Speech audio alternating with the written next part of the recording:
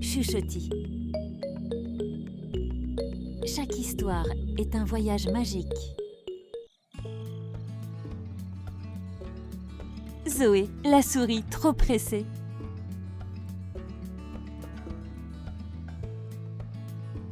J'aimerais te raconter l'histoire d'une toute petite souris. Cette petite souris se nommait Zoé. Zoé était vive, malicieuse et toujours si impatiente. Zoé ne pouvait jamais patienter.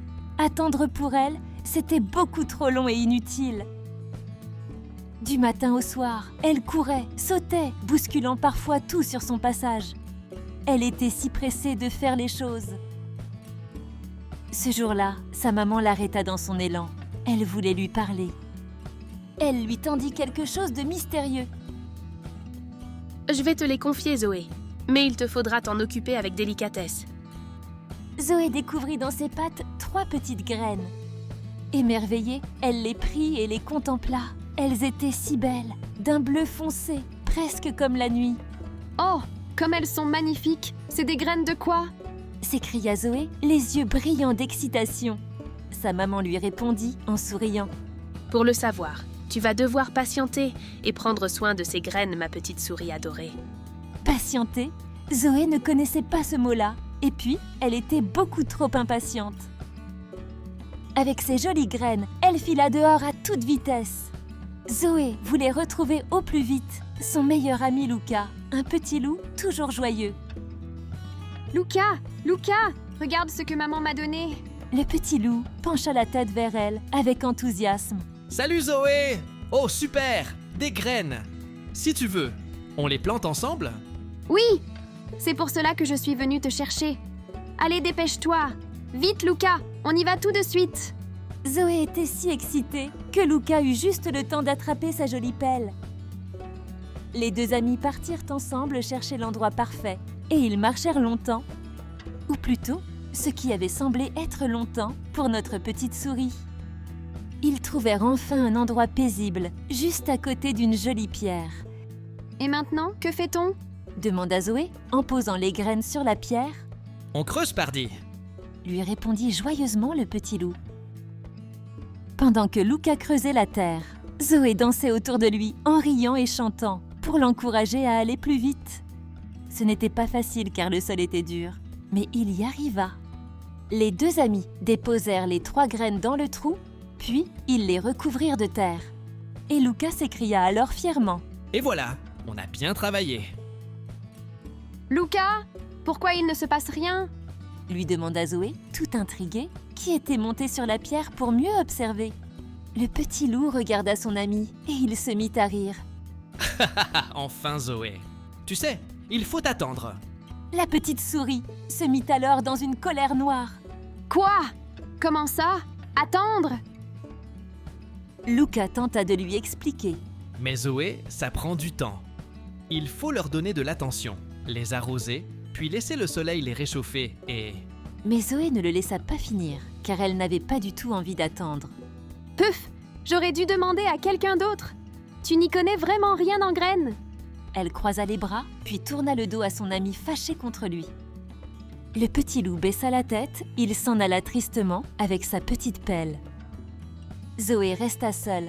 Elle regarda la terre, où il venait de planter les graines. Rien ne bougeait. « Ces graines sont nulles !»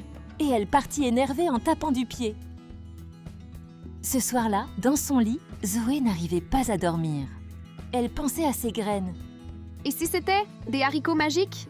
se demanda-t-elle. Zoé se mit à sourire. Non, elles étaient bien trop petites.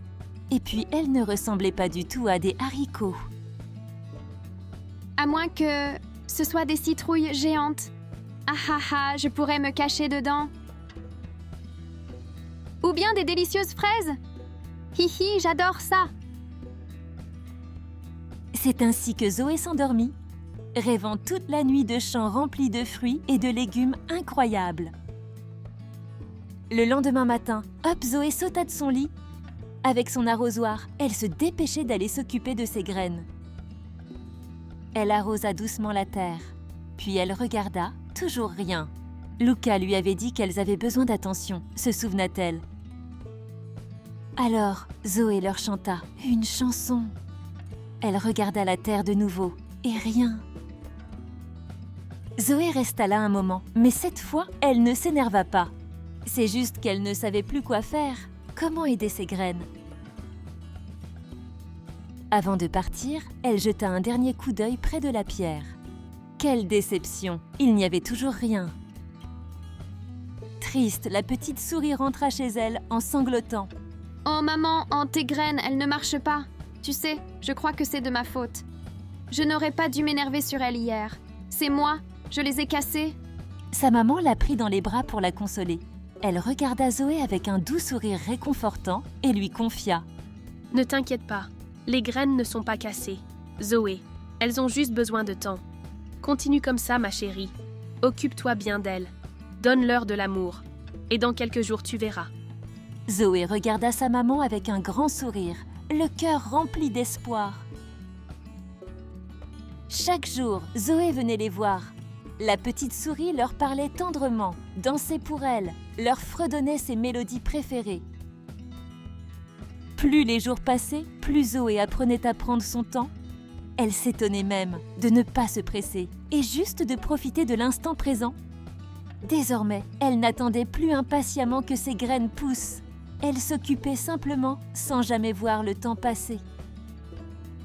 Un matin, quand la petite souris arriva, elle n'en croya pas ses yeux. Le soleil illuminait le petit tas de terre. Une jeune tige verte pointait hors du sol, comme pour lui dire « Bonjour Zoé ». Elle resta là, à l'observer, le cœur rempli de joie. Soudain, elle pensa à son ami Luca.